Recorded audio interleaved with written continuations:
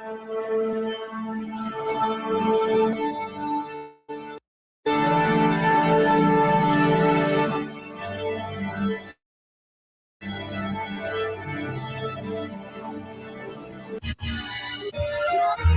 Lord is going to put us back in our land, man, through Yahweh Shai. We're going to be sovereign. We're going to rule. We're going to win. We're going to have everything in abundance, man. Our heart's desire, and our enemies will be our footstool.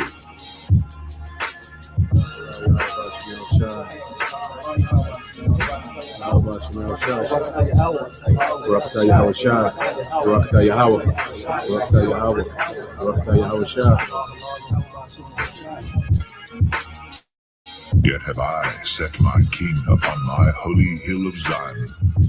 I will declare the decree. The Lord hath said unto me, Thou art my son. This day have I begotten thee. Ask of me, and I shall give thee the heathen for thine inheritance, and the uttermost parts of the earth for thy possession. Thou shalt break them with a rod of iron. Thou shalt dash them in pieces, like a potter's vessel. Be wise now, therefore, O ye kings. Be instructed, ye judges of the earth. He withdraweth not his eyes from the righteous, but with kings are they on the throne, yea, he doth establish them forever, and they are exalted. But ye shall be named the priests of the Lord. Men shall call you the ministers of our God. Ye shall eat the riches of the Gentiles, and in their glory shall ye boast yourselves. For your shame ye shall have double.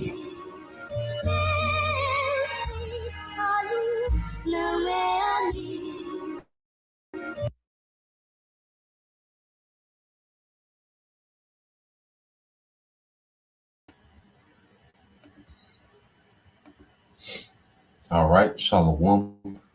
First and foremost, I would like to give all praise and glory unto Yahweh Bahashem, Yahweh Shai, Bahashem Rakakwadash. Double honors unto the apostles and the elders of GMS who rule well, teach well, being great examples for young brothers. And peace and blessings and salutation to the hopeful elect out there pushing his word and truth and in sincerity across the four winds. In the name of Yahweh Bahashem Yahweh Shai, pushing to get up out of here. Shalom to the hopeful elect, the believers, the listeners whom have came back to the obedience of the scriptures through faith in Yahweh Bahashem Yahweh Shai. All right, what I want to get into today, okay, to continue on in the series dealing, all right, with the epistles, okay, of John, and we made it to 2nd John, which is one chapter long. All right, in this chapter, he harps on doctrine. Now, when you go into this chapter, it's unique, because it's addressed, to the elect lady and her children. Okay. Now, in the spirit, we understand, that the Lord likens, Israel to a tender and delicate woman. Okay. How the Lord, likens the church to a bride. All right. So from a perspective, he could be talking to an actual, a woman and the children. Okay. But in the spirit, you have to understand, this is the church and her follower, because I say the spirit of the believers, the body, is often referred to as, likened it to a woman. Okay. So when you read this, and we'll get some precepts to go into it, it says, the elder unto the elect lady and her children, whom I love in the truth, and not I only, but also all they that have known the truth. Okay. So he's writing these epistles, all right, to the Israelite foreigners, his audience. Okay. He's writing to a church in Asia Minor. Okay. And this church is being referred to as the elect lady and her children. Okay. Now, when you go just to prove, because what did Apostle Paul in his epistles, how did he refer, the church? When he goes first, might be second correct.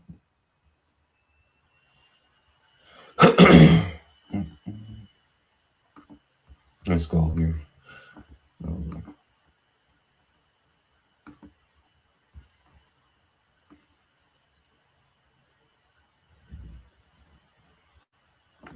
So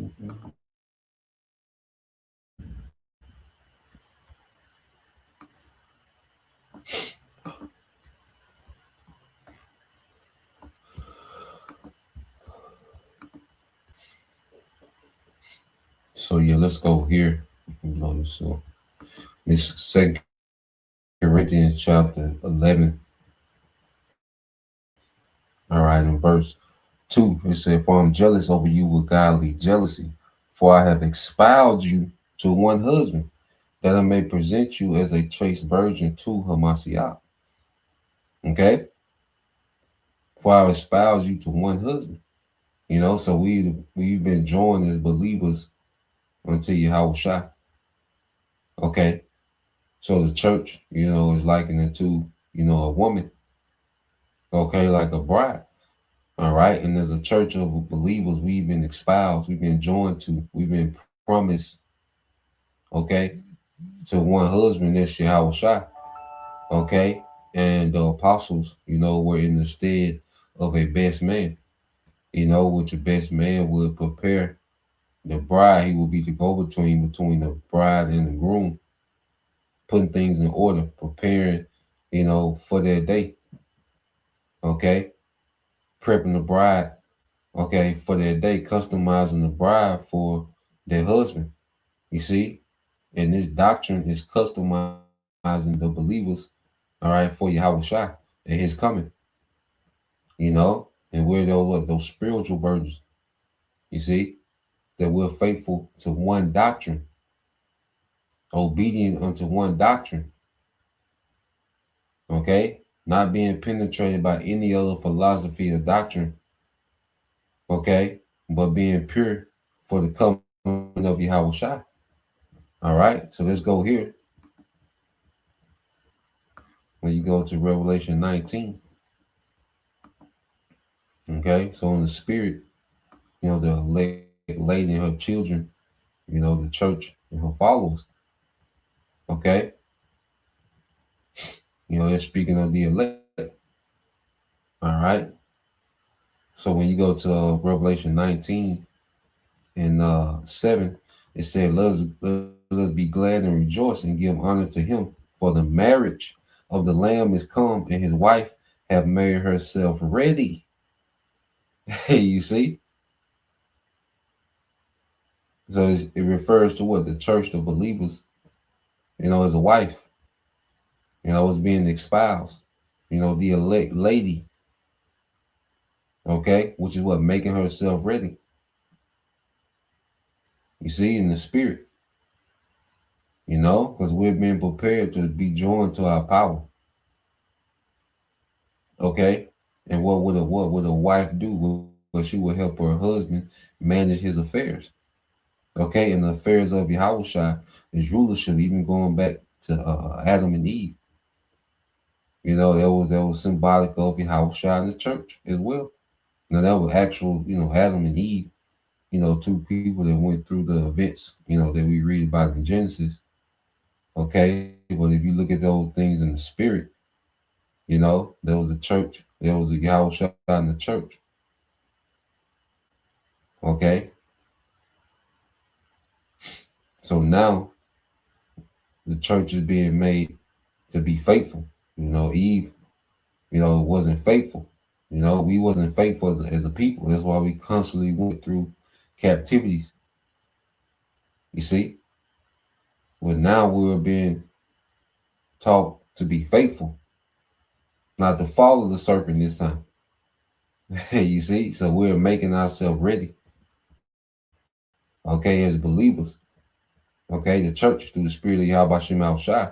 It says, and to her was granted that she should be arrayed in fine linen, clean and white. For the fine linen is the righteousness of the saints. Okay, so we're being decked out with righteousness, but how are we being decked out? By a doctrine. Okay, how we're being decked out with righteousness is a doctrine. Okay, and he said unto me, right, blessed are they which are called into the marriage supper of the Lamb. And he said unto me, these are the true sayings of the Most High. So Lord willing, We're part of that elect. All right. We're part of that elect. Okay, lady, you see, the church, man, and we're delivered. We get to partake in this marriage supper of the Lamb, which is like a great wedding reception for Yahweh Shai and his bride, the church, being joined together. You see? So going back, let's go here. One more example, okay? Because it could be talking about, an actual woman and her children, okay? But in the spirit, as a church and the believers, okay?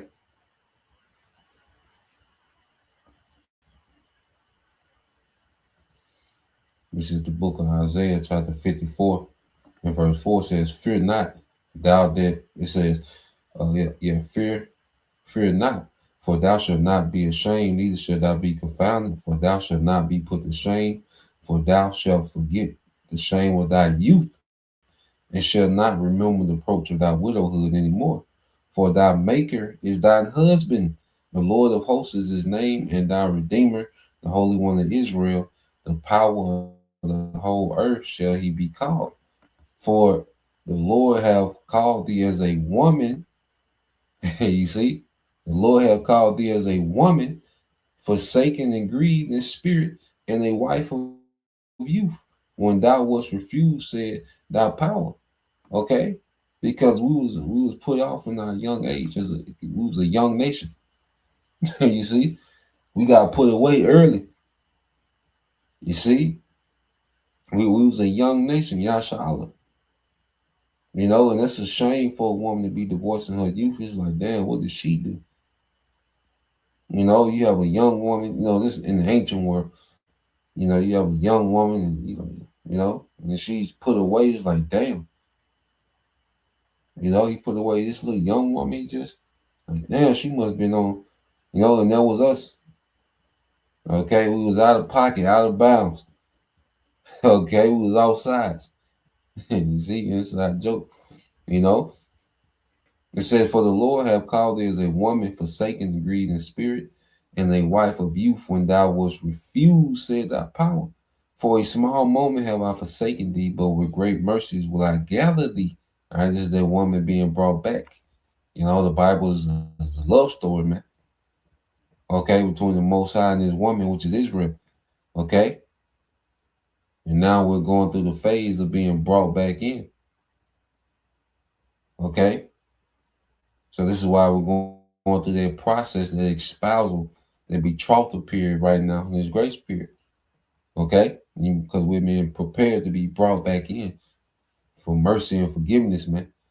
You see, he says, "In a little wrath I hid my face from thee for a moment, but with everlasting kindness will I have mercy on thee, said the Lord, Yahweh Bashem Shai, thy Redeemer."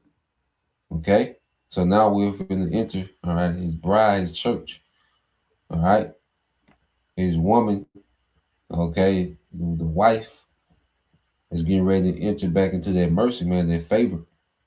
We went through the displeasure. Okay, we dealt with the Lord's wrath and his anger.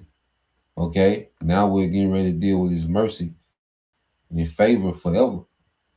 Okay, we dealt with his anger temporarily, like a husband, temporarily mad. Okay, with his woman, and eventually, their anger is appeased. You see, and there's a phase of what forgiveness being brought back in, and this is where we are now. Okay, so going back into it, it says, St. John 1:1 said, "The elder unto the elect lady and her children, whom I love in truth, and not only," it says, "and not I only, but also all they that have known the truth. For the truth's sake which dwelleth in us, and shall be with us forever.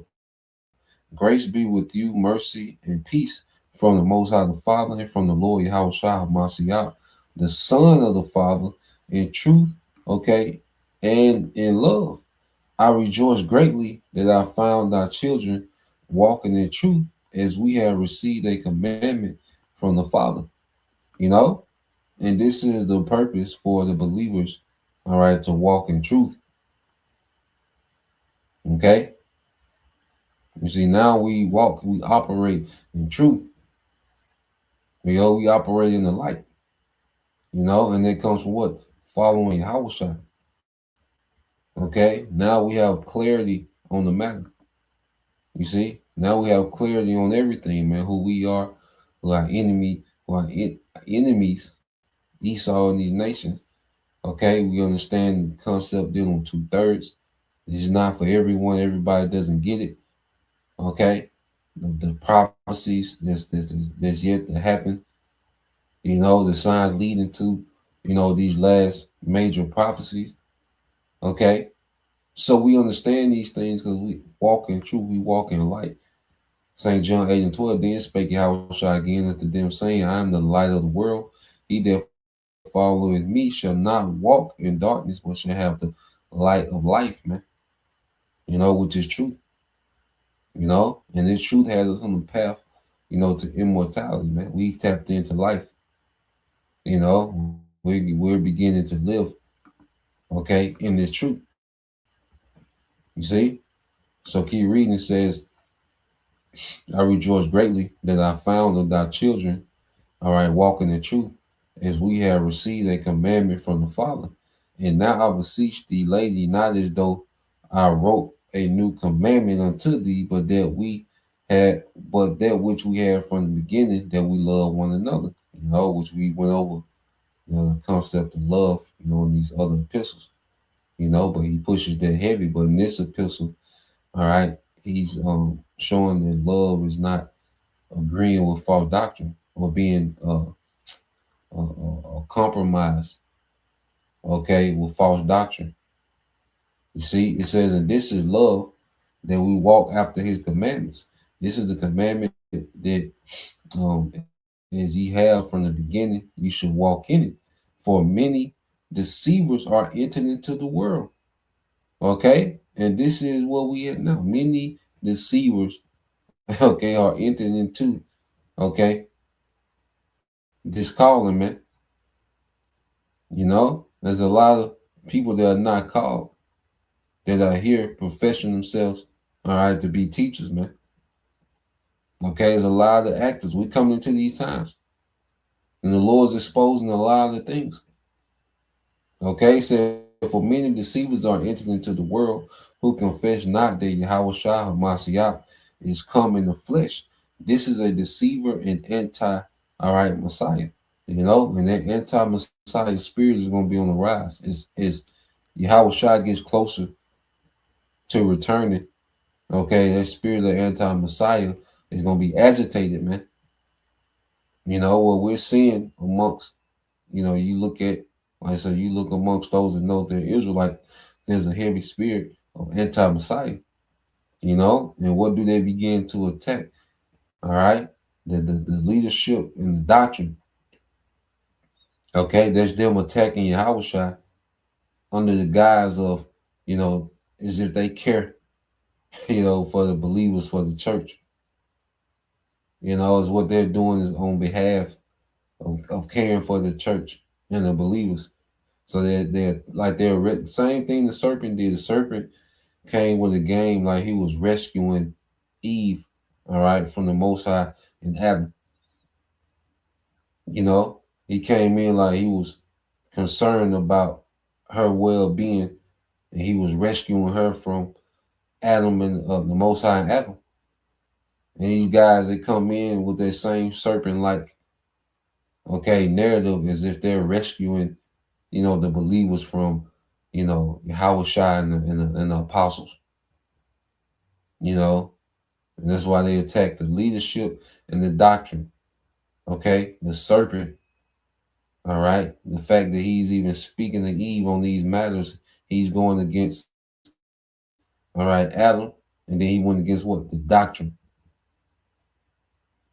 Okay, so this is a major thing that's going to be on the rise, man, as we get closer to Yahweh Shai. This is why this is the time to get rooted, okay, and understand, to be serious minded about doctrine, man.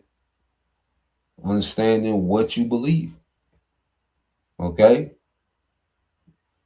You can't just I believe. No, what do you believe? We gotta be specific on what do we believe in. Doctrine is the specifics about what we believe. Okay? Second John 1:9, it says, whoso transgressive and abideth not in the doctrine.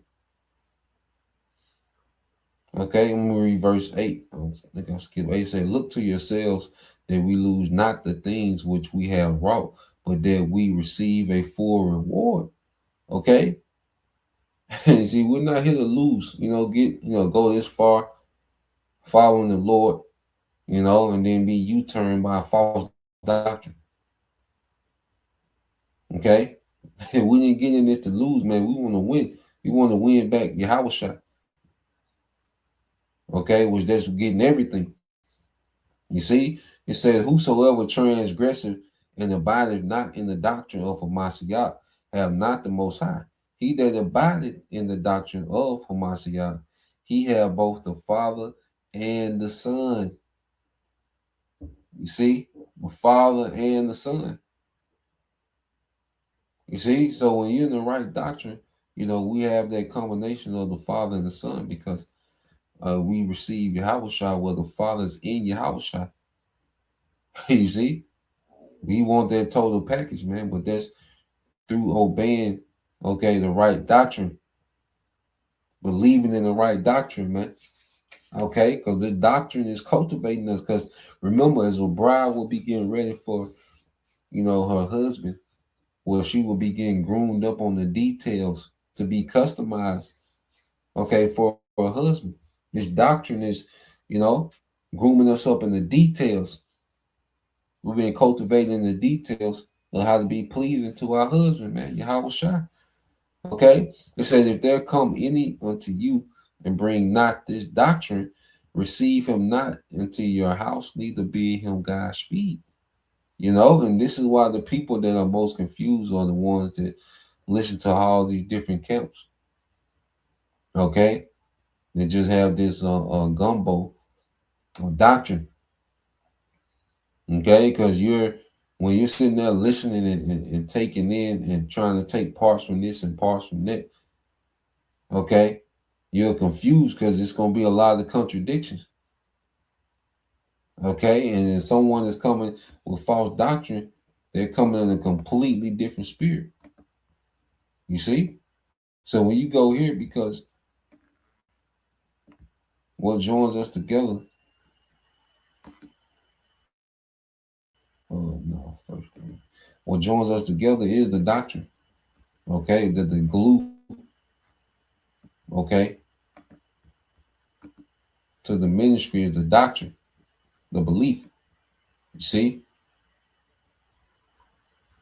It's 1 Corinthians 1:10 said, now I beseech you, brethren, by the name of our Lord Yahweh Shah Mashiach, that ye all speak the same thing. Okay? That we all speak the same thing. And that's why the doctrine is uniform. Okay?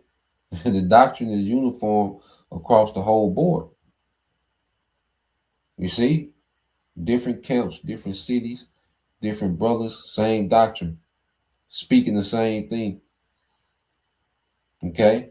That's why as you watch, all right, the different camps, the different brothers, start our apostles and elders GMS on down. Okay? Well, you're getting the same doctrine. You're getting different perspectives. Brothers have different lots and different gifts, but you're getting the same doctrine. It all right, fits together perfectly, man. It's like a puzzle. It's 100% true. And each camp, each brother has a piece of a puzzle to add to that. Okay, to paint the overall bigger picture. It said that all ye speak the same thing, and there be no divisions among you, but that ye be perfectly joined together in the same mind and in the same judgment, which is the same doctrine. Okay, Yahweh Shai, what did he warn? Okay, I believe that's Matthew 16. Okay.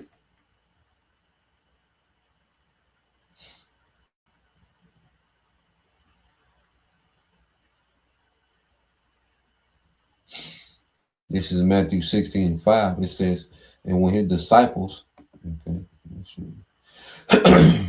all right, so this is Matthew 16:5. It says that when his disciples were come to the other side, they had forgotten to take bread. Then Yahushua said unto them, take heed and beware of the leaven of the Pharisees and of the Sadducees. Okay, so he's telling them to beware of the leaven of the Pharisees and Sadducees. And they reason among themselves, saying, it is because we have taken no bread. When Yahushua had perceived, he said unto them, because they thought he was speaking about little bread or actual bread, literal bread. Okay, but he's going to expound what he was saying. Which when Yahushua perceived, he said unto them, O ye of little faith, why reason are ye among yourselves because ye have brought no bread? You know, so they wasn't spiritual, all right, and they didn't have faith. They didn't understand, okay, because he had just did miracles of multiplying bread, so he's not concerned. He's not, weary, okay, about actual bread. Okay, he's going to expound and say, do ye not understand, neither remember the 5 loaves and the 5,000, and how many baskets ye took up, neither the 7 loaves or the 4,000, and how many baskets you took up. So he's like, look, if I was talking about actual bread, I could, I multiply bread, actual bread, you know. So he wasn't speaking about actual bread. How is it that you do not understand that I spake it not to you concerning bread, that ye should be aware of the leaven of the Pharisees and Sadducees? Then understood they how that he bade them not beware the leaven of bread, but of the doctrine, okay, of the Pharisees and Sadducees. Okay, because what leaven is an agent that rises, it takes a little, okay, but it spreads throughout the whole loaf. Okay, and that's why it doesn't take nothing but a little false doctrine, okay, to throw off the rest of the doctrine, man. To infuse itself in the rest of the doctrine. That's why he's telling them to be mindful of the leaven. Their doctrine is off. You know, you had the Sadducees that were sellouts, to the Roman government, okay, and the Pharisees, all right. Some of them, which a lot of them were more sincere than the Sadducees, but the Pharisees, okay, they were be over righteous to a fault, you know. So Yahushua, his doctrine was a balance, you know. So the doctrine of Yahushua was pure; it was directly from the Father. You see, and this is the doctrine that we follow, okay. But a little leaven, okay, a little lie. And that's how it starts, with a little lie. You change one thing. That's what Jake do. They change one thing, run with it, then eventually everything is being changed because that little leaven has spread everywhere. Now every part of the doctrine is being scrutinized and subject to change. Okay? So this is why, you see the apostles, they're heavy, when they deal with what the particulars, making sure we on point in the particulars, okay, because of what it can lead to. All right, 2 Timothy 3:16, it says all scripture is given by inspiration of the Most High and is profitable for doctrine, for reproof, for correction, for instruction in righteousness. It's profitable for what? For doctrine. Okay, the specifics, what we believe. You see, so that's why there's emphasis on the doctrine, man. Okay, and we come to a time not knowing what the C-hip is, not knowing what the MOTB is, not knowing that it's the C-hip, the RFID microchip. If you don't know that, okay, that's not a part of the doctrine that you say you believe in. That's going to be fatal not to know that. You see, you don't know what an Edomite is. You think the so-called white man is Japheth. That's vital because you don't understand where we at in prophecy now. And you don't understand that this is the devil, all right, the wicked that the Bible speaks of that's in power. Okay, so doctrine, is vital. This is not a random thing, where you can, uh, you know, pretty much Jake like to take, like I say, from different doctrines and fabricate and customize a doctrine that suit their emotions. No, man, the doctrine is a doctrine, okay, and it's the specifics of what we believe, okay. And when you keep reading, matter of fact, um, I read this in the AMP because what's the purpose of the doctrine? What is it doing? Okay, because you're being cultivated, okay, in a false doctrine. Well, the final product gonna be off. When you go into the AMP, 2 Timothy 3:17 says, so that the man of the Most High may be complete and proficient, outfitted and thoroughly equipped for every good work. Okay, so that the man of the Most High may be complete and proficient. So we're being groomed up, cultivated by a doctrine to be complete and proficient as a joint heir of Yahweh. You know, likened to a woman being outfitted and thoroughly equipped for every good work towards her husband. Hey, you see? So let's go from there. Let's go back to First John. Yeah, Second John. So like Second John. Um, I'll read verse 10 again. It says, if there come any unto you and bring not this doctrine, receive him not in your house, neither bid him Godspeed. For he that bid him Godspeed is a partaker of his evil deeds. Man, that's why we don't do unity camps. Okay, we don't act like we approve of false doctrine. No, we address these things because not addressing it, okay, and unifying with it, all right. Hey, you're a partaker in that evil deed. You see, it was part of the law. If someone sinned and you spoke, and you didn't speak on it, well, you was a partaker of their sin. You seen sin and you didn't speak on it and report on it. Well, you are a partaker of this sin. So we're always going to speak out against false teaching and false doctrine, man. Okay, it's always going to be men in the camp singled out and their doctrines addressed, man. Okay, that's the duty of a judge. You see, it says, having many things to write unto you, I will not write with paper and ink, but I trust to come to you and speak face to face, that our joy, all right, may be full. The children of the elect sister greet thee, amen. All right. So let's we end it there.